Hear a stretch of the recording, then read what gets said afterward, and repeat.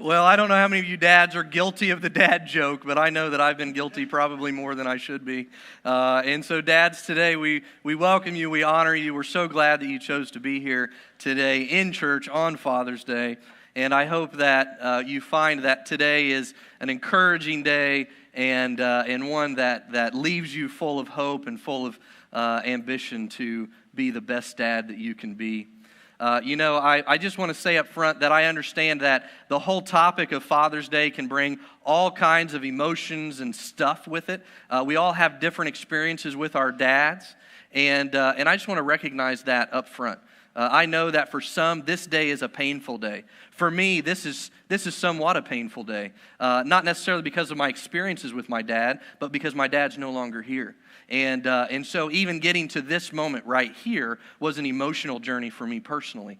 And so I know that this day, some of you had horrible fathers. I just want to say that up front. I understand that. And so I hope that for you, that through this message today, that you also leave here full of hope and full of something better than maybe what you found in the past. Well, I came across some memes. I love to share memes when I come across them, and I think they're worthy. Some Father's Day memes. Let's put the first one up on the screen, if you would, please.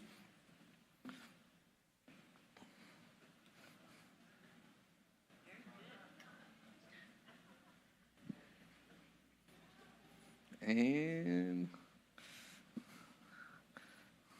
there it is. Happy Father's Day. I got you a present, but if you want to get technical, then technically you bought it. By the way, can I borrow $20? And if you have kids that don't work, but they still buy you presents, it's interesting. All right, let's go to the next one.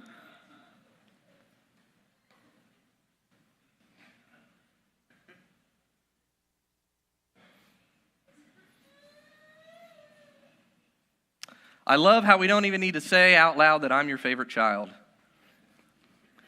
I don't know any of you have favorite children. We're not supposed to have favorite children. My goal is to make every child feel like they're my favorite child, because then I know I've done my job as a dad.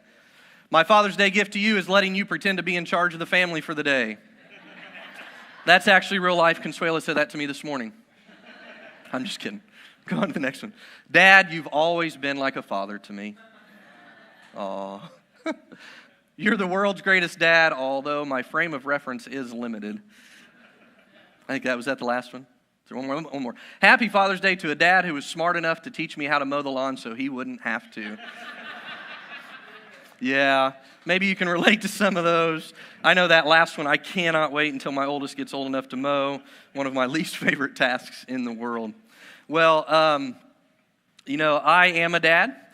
It is one of my greatest joys in life to be a dad. And I have 4 children. I have Sam, who is 9.5 years old. I have Victoria, who's 7, Charlie, who's 5, and then Joel, who's 2. So I got 3 boys and a girl. And literally, from the beginning, I have just found that being a dad is one of my favorite things to do. I actually love the dad jokes. Many of you dads probably relate to that. It's just, you feel like you have to, so you do it and you enjoy it. I love raising kids. I love teaching my children things and seeing them grow and seeing them develop. I love having a hand in that. And, I was there at all 4 births, and I got to cut all 4 umbilical cords, and I didn't pass out, so I feel like that was a win. And so that was my greatest dad accomplishment, maybe. But I want to deliver to you today a message that is probably different than any other message I've preached.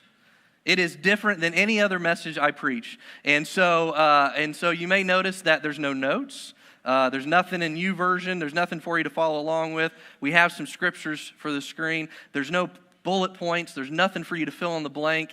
I just want to tell you some stories today. And I hope that through these stories that we'll find together, there's something for all of us to walk away with. Dads, we're famous for one-liners. We're famous for one-liner lessons that we can teach our children. I brought a few with me today. Maybe you've said some of these. These are some dad lessons. A little dirt never hurt anybody. Usually that's after they drop some food on the floor and then eat it. Hay is for horses. Anybody ever said that one?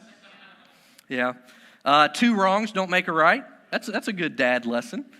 Keep your elbows off the table. I'm not sure why we say that one, but we tend to say it. A little pain never hurt anybody. Get up, get moving. Just because it's more expensive doesn't mean it's better. Just because it's more, no, okay. If your friends jumped off a bridge, would you?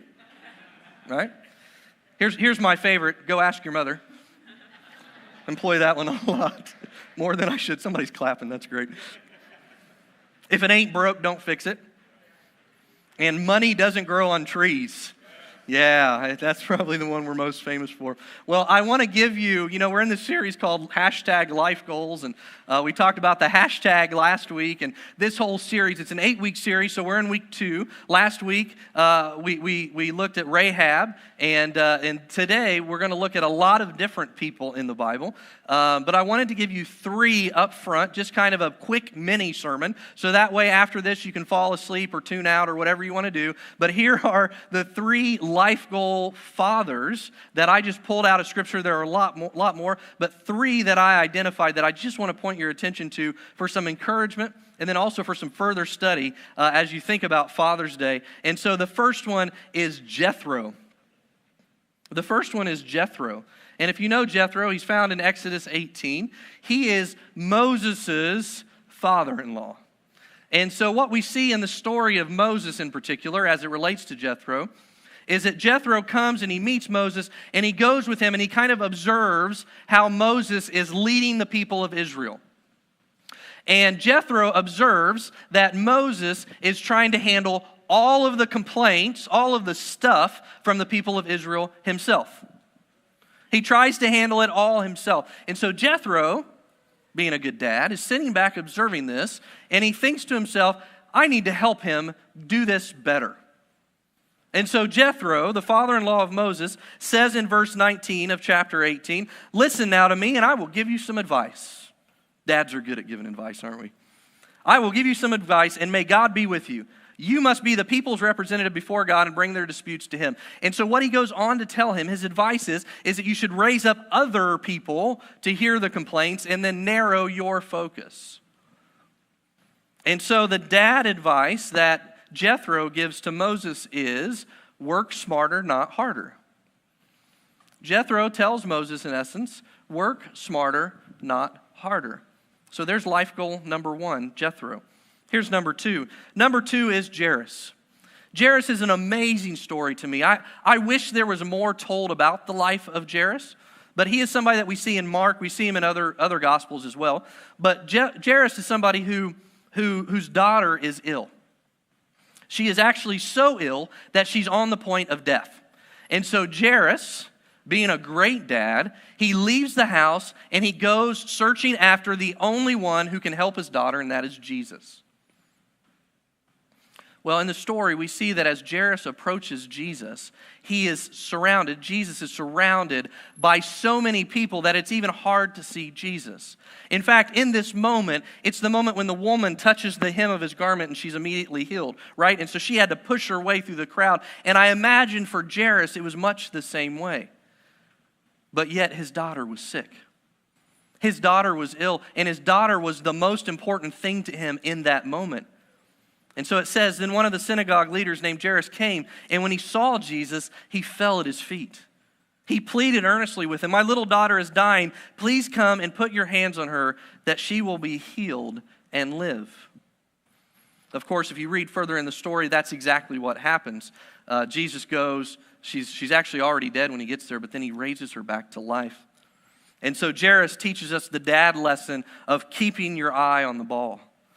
Keep your eye on the ball. In other words, don't get distracted by other things. When you have purpose, when you have meaning, when you have a direction for life, go after it. Keep your eye on the ball and don't lose focus. And that's exactly what Jairus shows us. Here's the third and final one that I want to point out to you, and that's the prodigal son's father. I could have preached a whole message just on this guy. The prodigal son, in his story, I'm going to try to give you the shortened version, but basically the prodigal son is somebody who looks at his dad and says, I don't want to wait until you're dead to get the inheritance that I'm going to get, so give it to me now so that I can go spend it. So imagine looking at your dad and saying, I know you're not dead yet, but can we pretend like you're dead? Ouch. But that's exactly what his son says to him. And so his dad gives him what's due. And he goes out and he spends it. He goes out and he parties, and he spends it on whatever he wants to spend it on, and then he finds himself without anything, poor. homeless, without work. And so in this story, we see that the prodigal son comes back to his dad at the end of this story. And when he approaches his dad, we pick up the story in verse 22. It says, "But the father said to his servants, 'Quick, bring the best robe and put it on him. Put a ring on his finger and sandals on his feet. Bring the fattened calf and kill it. Let's have a feast and celebrate.' You know, son, I know that you wished I was dead. I know you took half of my fortune and blew it on whatever you wanted to spend it on. But now that you're back, I couldn't be more happy, so I want to celebrate." He says in verse 24, "For the son of mine was dead and is alive again. He was lost and is found." And so they began to celebrate. No better example than this of a father's love for his child. This one teaches us the dad lesson. I struggled to pull one out, but I went with rub some dirt on it. Any of you dads ever said that? I picked it because in the story, he's actually with the pigs. And he's like getting dirty and getting slop all over him and all that stuff. And so the prodigal son's father says, rub some dirt on it. In other words, just get it together. Let's move forward. Let's go. So that's your 3 life goals that I want to point you to today. Hopefully you got those. You can jot them down and read more about each of those stories in the coming week. Well, today I want to tell you a story.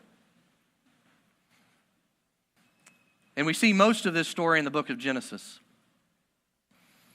And so I want to pick up the story there in Genesis chapter 12. There are several characters that I want to keep you up with me on, so stick with me here. Now, there was a famine in the land. So, in other words, at this time, in this point in the story, there was a famine, which basically meant there was a drought, there was nothing to eat.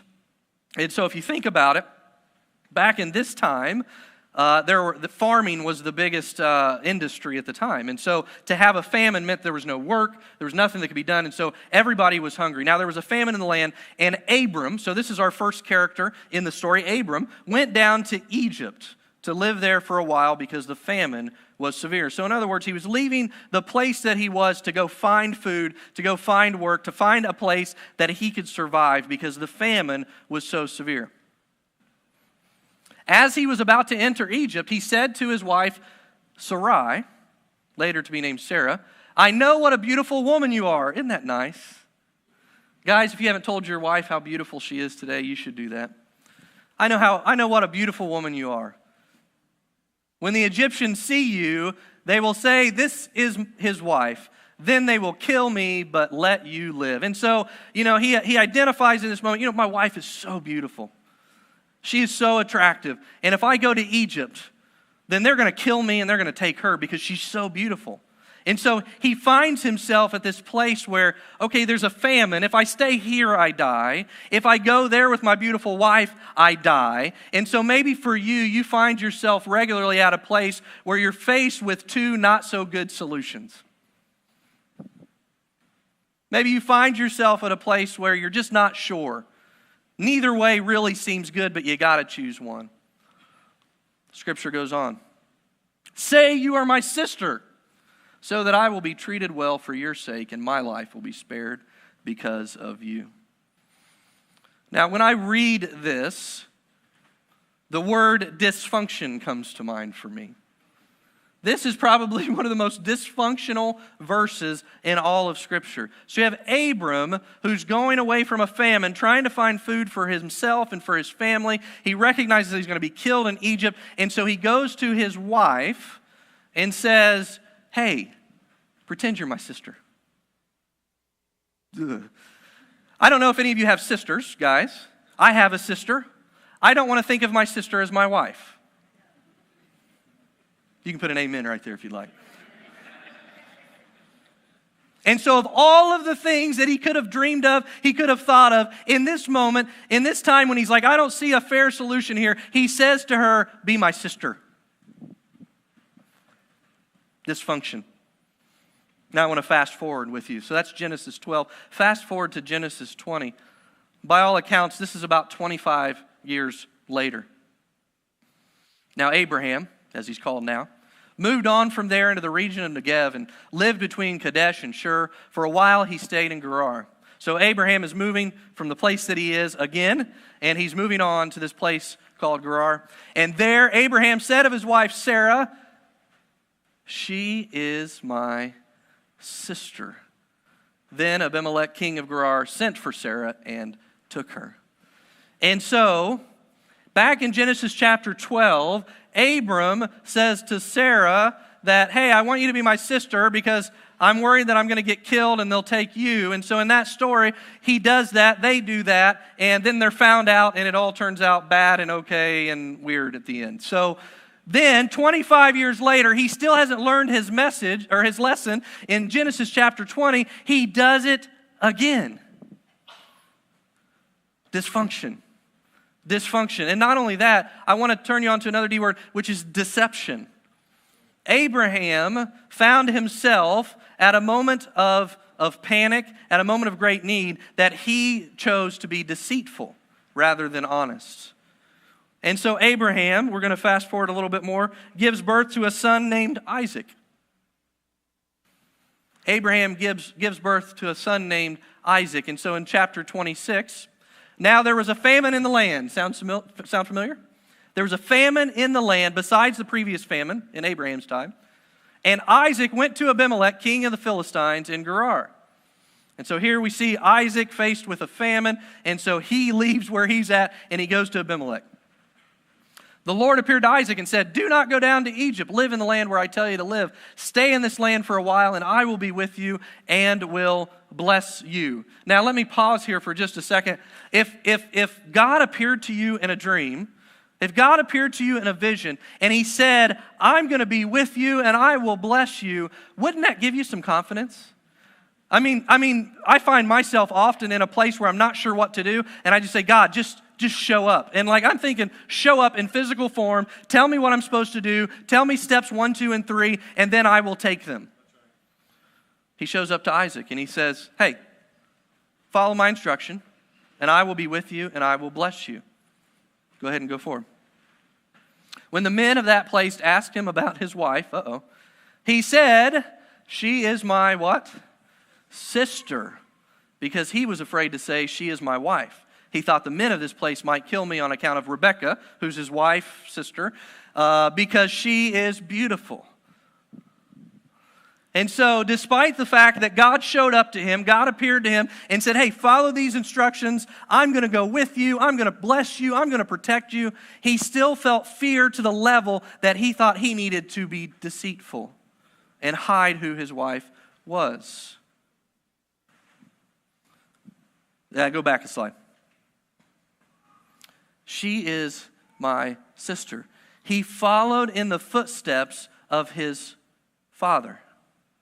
He found himself making the same choices that his father made. The interesting thing about this is that, we're going to talk about that in a second. I'm going to wait on that. But he made the same choices as his father. And what happens is that we tend to make similar choices to our fathers. Our fathers impact the way that we live our lives. If we had an absent father, we try to either do differently and be present, or we follow in the same footsteps and we ourselves become absent fathers. Isaac, in this moment, he leaned on what he knew. He leaned on what he saw his father do. And he chose to be deceitful in what he did, rather than trust in God for what God said he would do. So here we have two characters in the story. Abraham, who is deceitful not once but twice, telling people that his wife is actually his sister, and then Isaac taking the same step and being deceitful. So let's fast forward the story a little bit further. So we've got Abraham, we've got Isaac, and then when the time came for her, Rebekah, to give birth, there were twin boys in her womb. The first to come out was red, and his whole body was like a hairy garment. So they named him Esau, which means red. After this, his brother came out with his hand grasping Esau's heel, so he was named Jacob. Now, what you need to understand about Jacob is in Hebrew, the name actually means grabbing the heel. And so in Hebrew, it's an idiom which means deceiver. And so not only was Jacob set up with this lineage of Abraham and Isaac to be a deceiver, he came out of the womb physically grasping the heel of his brother, which is an idiom in Hebrew time that means deceiver. Can you see that his future was set up for him before he was born? You can almost see where this story is going, right? And maybe for you, you can look back and say, well, I know what my granddad did, I know what my dad did, and I know that my life's probably not going to be much better. Maybe you find for yourself that you are in a line, in a genealogy, in a lineage that is full of dysfunction and deceit and all kinds of bad choices. And what I want you to know, dads, just a quick side trip, is that as a dad, character matters. Character matters, because the truth about children is that they don't just see how you dad, how you live life, how you make choices when you're at church on Sunday morning. They get to see the behind the scenes stuff. They get to see you at your worst. They get to see you when you're angry. They get to see you when you're sad. They get to see you when you're frustrated and disappointed at life. And how you react to those moments matter in the lives of your children. I think the great thing about a dad is that we have great opportunity in front of us to either set our children up for success or to set our children up for failure. I choose success. And I want you to too. Character matters. Character matters most when nobody's looking. Because I guarantee your kids are looking. And they see how you're dealing with these things. And so here we have Jacob, literally grasping his brother's heel, fulfilling the idea that he should be named deceiver. In fact, in Jesus' life, we see an example. We see an example of how much a father's life impacts the life of their children. Jesus himself says this, very truly I say to you, the Son himself can do nothing by himself. He can only do what he sees the Father doing. Because whatever the Father does, the Son also does. Now that has so many different meanings and impacts for Jesus' life, but for us, I think it's a great example of the power of dad. The power of dad. And listen, there are tons of statistics that show the importance of a dad's life in the life of a child. You can research them, you can find them, but what I want to tell you is that dad is important to the life of a child. And dad, your character matters. And so choose character. Choose waiting over the gratification of the instant. Choose being pure over the gratification of another. Choose wise choices even in the face of instant temptation. So the boys grew up. You have Esau. He became a skillful hunter, a man of the open country. I know some of you here are Esau's in that way. While Jacob was content to stay at home among the tents. Maybe Esau was an extrovert and Jacob was an introvert. I don't know. But the boys grew up. Esau was a skillful hunter. Jacob, he was content to stay at home among the tents. Isaac, the father, who had a taste for wild game, loved Esau. But Rebekah loved Jacob. This scripture confounds me in some ways. Because listen, if you have favorites, your children know it. And what happens in this story is that we see a father creating a wound in their child. And as we'll see as this story plays out, it is Jacob's goal in his life to fix that wound, to heal that wound by whatever means are necessary. And so as you sit here today, you may think about dad and say, well, I wasn't the favorite. She was the favorite. I wasn't the favorite. He was the favorite. And if you're honest with yourself, you would say that you have tried and tried and tried to fix that yourself. You have tried to accomplish enough to earn dad's love and affection. You have tried and tried and tried to do enough that maybe one day, for just one day, you can be the favorite child. And what that does is it leads you to make poor choices. It leads you to become a workaholic. It leads you to become an alcoholic. And it leads you to try to fill those empty parts of you with stuff that doesn't help you. And so Jacob, once when Jacob was cooking some stew, Esau came in from the open country famished. This is going to give us insight on just how bad Jacob was. Esau came in from the open country famished. He said to Jacob, "Quick, let me have some of the red stew. I'm famished." That's why it's also called Edom. Jacob replied, "First, I understand you're hungry." And don't siblings do this to each other? "I know you're hungry, but first, sell me your birthright." In other words, I know you're starving. I know you're hungry. I know you just ran in here and you just need something to eat, but I'm not just going to give you something to eat. You need to give me something in return. And in this moment for Jacob, that's the birthright. And if you're not familiar with this is not terminology we really use nowadays, but the birthright meant, whoever had the birthright, it usually went to the oldest child, meant they got a double portion of the inheritance. And so he's saying to Esau in this moment, "Give me your birthright. I want the double portion, all for a bowl of stew." The story continues. "Look, I am about to die," Esau said. "What good is that birthright to me?" In other words, if I'm going to be dead here soon, I don't need the birthright. I can't enjoy it. And so Jacob says, "Swear to me first." So he, Esau, swore an oath to him, selling his birthright to Jacob. Man, how deceitful is this? How awful is Jacob in this moment?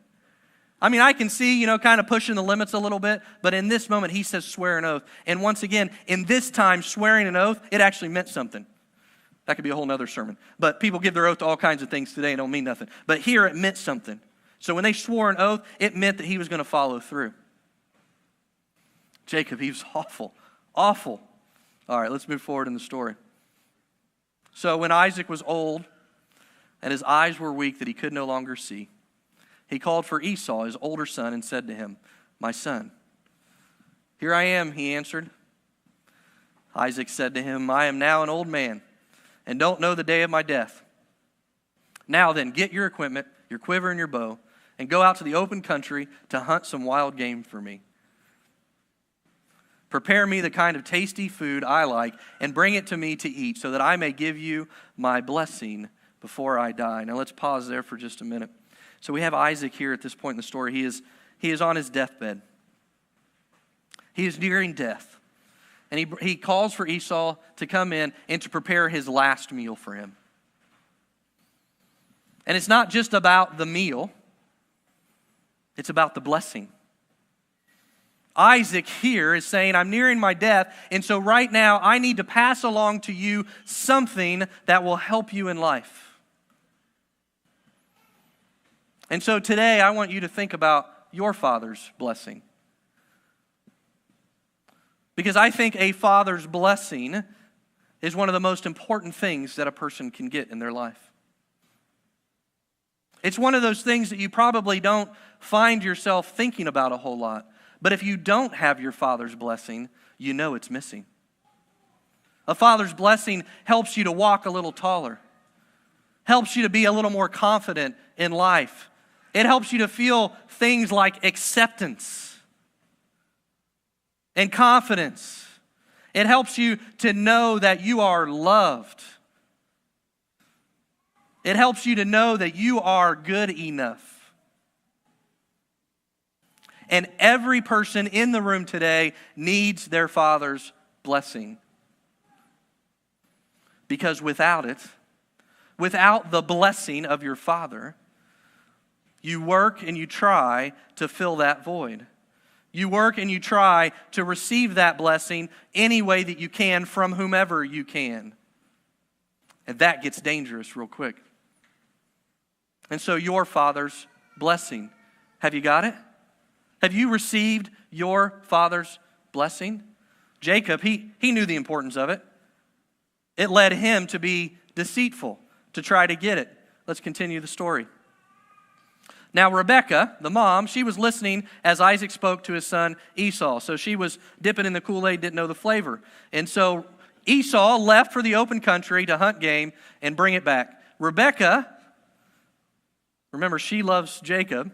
Rebekah said to her son Jacob, "Look, I overheard your father say to your brother Esau, 'Bring me some game and prepare me some tasty food to eat, so that I may give you my blessing in the presence of the Lord before I die.'" And so here's mom trying to manipulate circumstances for her favorite son. This isn't Mother's Day, so I'm not going to talk about moms, but this is not good. And so now, my son, listen carefully to what I tell you. Go out to the flock and bring me 2 choice young goats. So in other words, he doesn't need to go out and hunt for anything. They have it. It's in the fence. It's something they already own. And so he goes out, gets the two choice young goats, and she prepares some tasty food for the father just the way that he likes it. And so Jacob doesn't even prepare the food. The mom prepares the food. This is all dysfunction.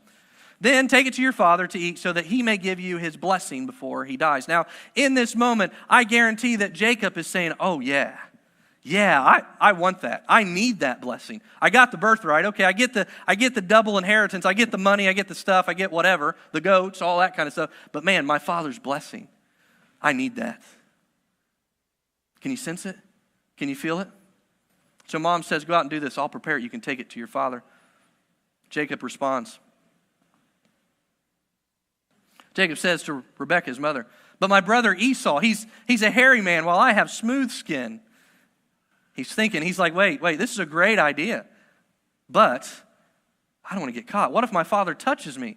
I would appear to be tricking him and would bring down a curse on myself rather than a blessing. You can see his wheels spinning. Yeah, I want to do this. I need the blessing. I've got to do this. But wait, I don't want to get caught, because if I get caught, instead of a blessing, I'll get the opposite. I'll actually get a curse. His mother said to him, "My son, let the curse fall on me." Mom's picking up the slack there for their kids. "Just do what I say. Go and get them for me." So he went and he got them, brought them to his mother, and she prepared some tasty food just the way his father liked it. Then Rebekah took the best clothes of Esau, her older son, which she had in the house, and she put them on Jacob. She also covered his hands and the smooth part of his neck with goat skins. Then she handed to her son Jacob the tasty food and bread she had made. And so she was enabling the dysfunction. She was enabling his deceit. So he puts it all on. He's like, "Yeah, I'm going to do this." So he goes in. He went to his father and he said, "My father." This is all in the Bible, guys. This is awesome, isn't it? These are great stories. If you haven't read the Bible recently, you should. "Yes, my son," he answered. "Who is it?" This is interesting. Stay there for a second. He says, "Yes, my son. Who is it?" "Yes, my son." He recognizes that it's his son, but then he says, "Who is it?" Continue on. Jacob said to his father, "I am Esau, your firstborn. I have done as you told me. Please sit up and eat some of my game so that you may give me your blessing." Isaac asked his son, "How did you find it so quickly, my son?" Something's not clicking in Isaac's mind. It seems like this just isn't adding up. "Well, the Lord your God gave me success," he replied. Don't we always say that God does things when really it's just our own? I'm not going to go there. Then Isaac said to Jacob, "Come near so I can touch you, my son." Why? To know whether you are really my son Esau or not. Dads, we just know, don't we? I mean, there's just something in us that we just know when our kids are trying to get one over on us. We just give them that look like, no. Did your mom really say that? Did you really do all your homework? Like all of your homework? Kids try to get over on us, and we just know. We know. And so he says, "This is my final way to test. Come near." Because it's probably in his mind at the time, there's no way you could go from smooth to hairy. No way. So Jacob went close to his father, who touched him and said, "The voice is the voice of Jacob. Man, I just can't shake it. It just sounds like Jacob to me. But the hands, these are the hands of Esau." Dads know.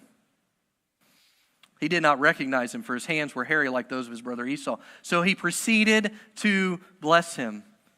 "But wait, are you really my son Esau?" he asked. One last time. He says, I am. So he went to him and kissed him. When Isaac caught the smell of his clothes, he blessed him. So Jacob, through this lineage of Abraham being deceitful, Isaac being deceitful, we see Jacob at the ultimate point of deceit with his father. He couldn't help it in some ways. It's all he had known. It's all he had experienced. It's the only perspective he had of dad, was this idea of deceit. So in some ways, it's kind of hard, really, to think badly of Jacob because it's how he was brought up. It's how he was raised. It's who he was in many ways. What other choice did he have? And so in this moment, we see Jacob not only steal the birthright, but also steal the blessing. So the story, I don't think I have the notes here, but the story goes on that right after this happens, Esau comes in with the wild game and says, Dad, here's your food. And Isaac says, who is this? And he says, I'm your son Esau. He's like, well, no, I just blessed Esau. Who was that? So Esau never receives the blessing. So let's fast forward in the story a little bit further. Maybe you can relate to some of this. Maybe your story aligns with this in the way of how you were brought up, how you were raised, what you experienced in the home. But dads, I want you to take note that character matters. Character matters. So let's fast forward. Genesis 32, we find Jacob. He was left alone, and a man wrestled with him until daybreak. When the man saw that he could not overpower him, he touched the socket of Jacob's hip so that his hip was wrenched as he wrestled with the man. So we find Jacob here wrestling with a man. This man that he's wrestling with, there's lots of different thoughts about it. In your Bible, if you have it open, you may see the header to this section say Jacob wrestles with God. There are some who think that Jacob was actually wrestling with Jesus. There are some who say Jacob was wrestling with an angel. Regardless who Jacob was wrestling with, and I think if we go on in the story, we'll see why we think it was God or Jesus. The fact is that he was wrestling with God. And listen, I want you to hear something. If you wrestle with God, it's okay. We often fall into the myth, into the trap, and think, well, we can't question God. We can't wrestle with God. Especially for those of us that find ourselves on an intellectual bent. We think, well, we can't rationalize with God. Somehow that's diminishing who God is. We should just accept it just because. And I want to tell you that God is okay with our wrestling. God is okay with us questioning. He can handle it. He's a big God. He has the answers. So when we go through the tough stuff of life, just know it's okay to question. It's okay to wrestle with God. There's nothing wrong with that. So Jacob, he wrestles with God. The story continues. Then the man said, let me go, for it is daybreak.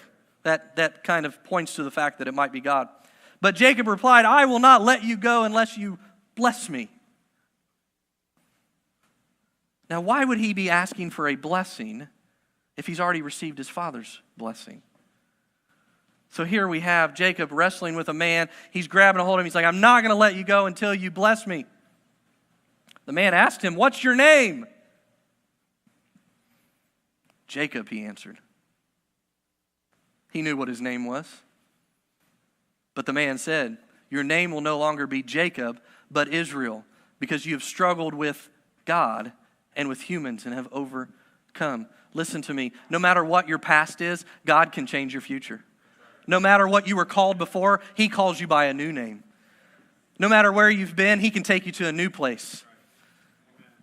And that's for everybody here today. Listen, no matter what you've done, what you've been through, God is ready and willing to love you and accept you and make a better future for you. He's ready to rename you.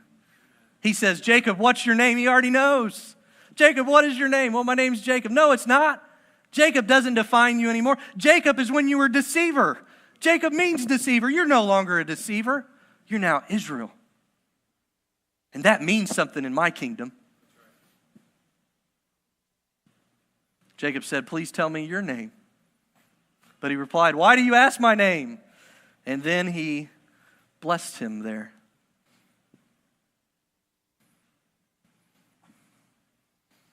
You see, I think that Jacob's blessing from his father, because it was brought about from deceit, wasn't a legitimate blessing. Jacob needed the real blessing. Jacob needed the blessing that matters in life.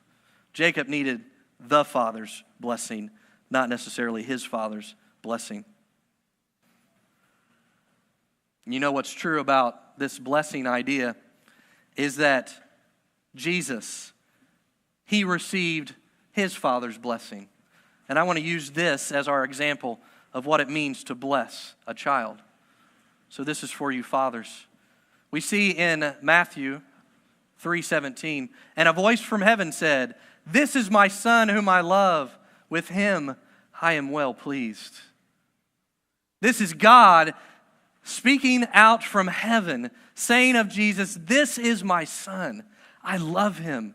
I am proud of him." Next one. Mark 1:11. And a voice came from heaven, "You are my son whom I love. With you I am well pleased." Next one. Luke 3:22. And a voice came from heaven, "You are my son whom I love. With you I am well pleased." Next. Matthew 17:5. While he was still speaking, a bright cloud covered them, and a voice from the cloud said, "This is my son whom I love. With him I am well pleased. Listen to him." Next one. Mark 9:7.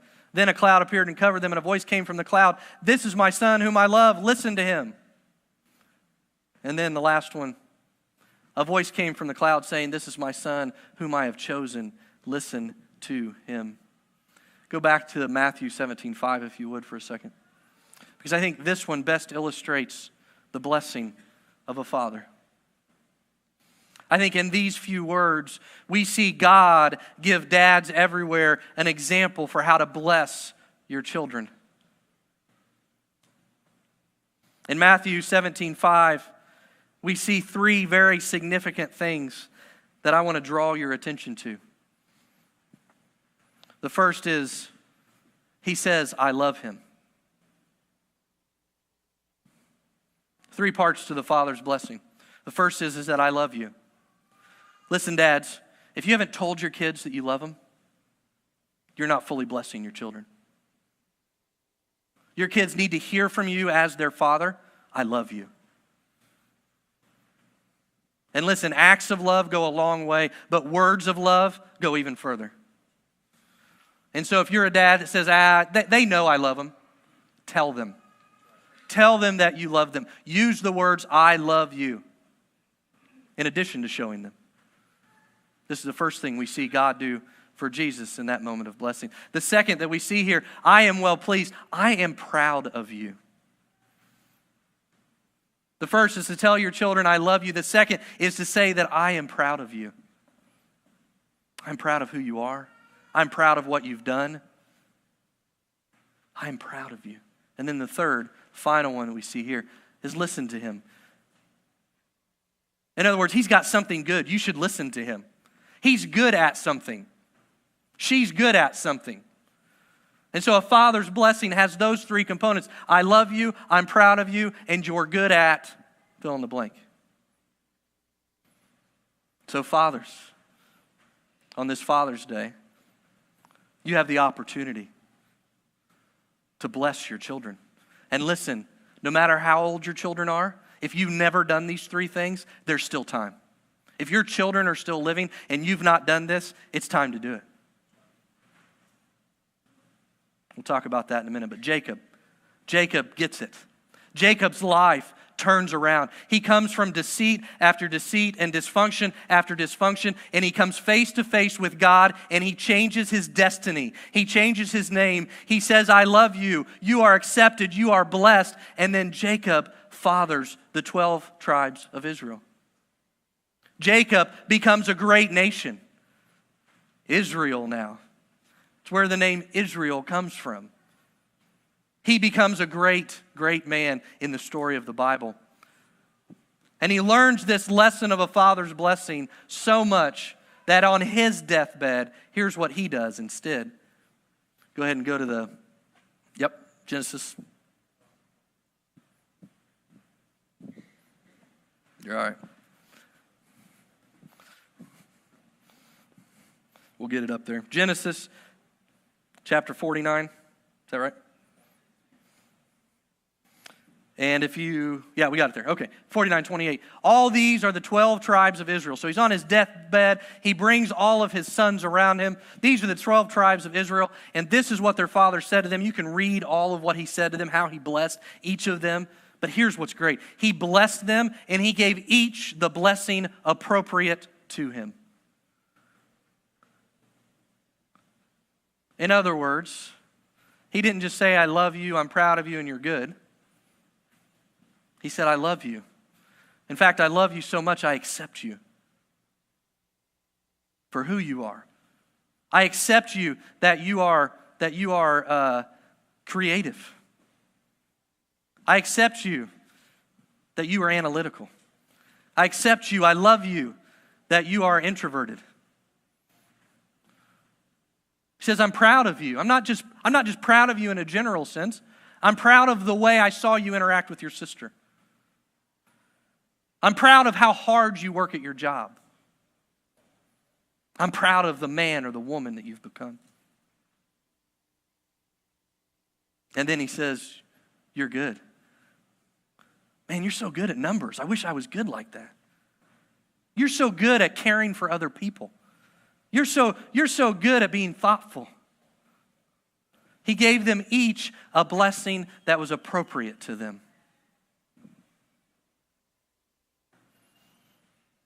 So dads in the room today, have you given that blessing to your children? Have you said to them, I love you, I'm proud of you, and you're good? And for everybody in the room, have you received that blessing? Have you received those three things from your dad? If not, if he's still living, go ask for it. Go ask for it. But listen, the truth is that the ultimate blessing that really matters is the one that Jacob found. The one that we see in the example of Jesus. And that's the blessing of our Heavenly Father. And so no matter your relationship with dad or your lack of relationship with dad, no matter what dad did to you or didn't do, God still stands and he says, I want to be your father. I want to say I love you. In fact, I love you so much that I sent my son to the cross to die for you, for your sins, so that you can have life. I'm proud of you. You're my workmanship. I don't make junk. You're exactly how I made you. You're perfect in every way. And then you're good because I've given you purpose. I've given you a reason to live. I have something ahead of you that's better than what's behind you. So have you received the Father's blessing today? I want to invite the worship team to come back up, and everybody else, go ahead and stand to your feet right now.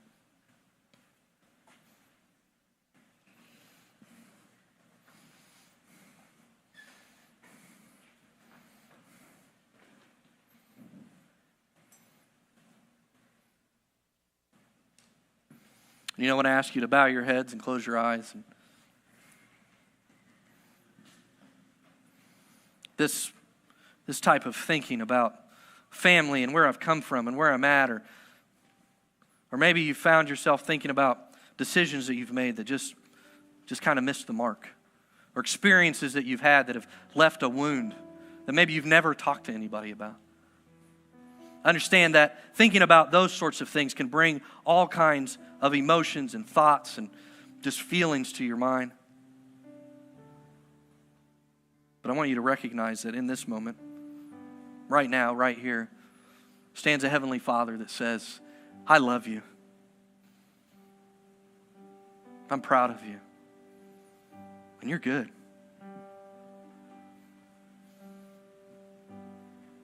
And I picture him standing there with his arms open, ready to receive us.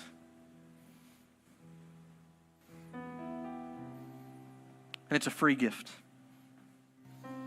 And if you've never taken the step to receive the Father's blessing, although it extends beyond salvation, salvation is the first step in that direction. If you've never taken that step to say, Jesus, I believe you died for me, and I want to follow you all of my days. If you've never taken that step, and you want to do that this morning, what better day than Father's Day 2017 to say yes to Jesus? So if that's you and you want to take that step, you'll just lift your hand. I just want to know who I'm praying with. I'm not going to call you up front. We're not going to take you to a back room or anything like that. I just want to know who I'm praying with, and I'll lead you in a prayer. And you can just repeat words after me or say your own. But if that's you, if you say today, Father's Day, I want to say yes to Jesus. I want to accept him as personal Savior. Just lift your hand. I'll say I see your hand. You can put it right back down.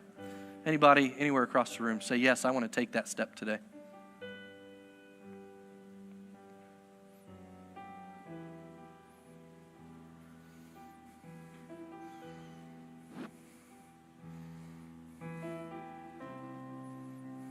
Anyone at all?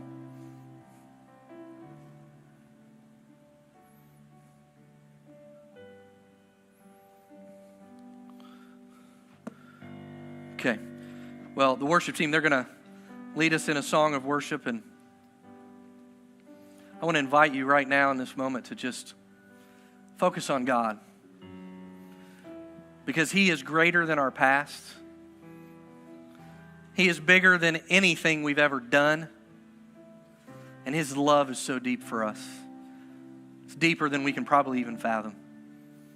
So we're just going to spend a few minutes in worshiping our God, who is awesome. Let's worship together.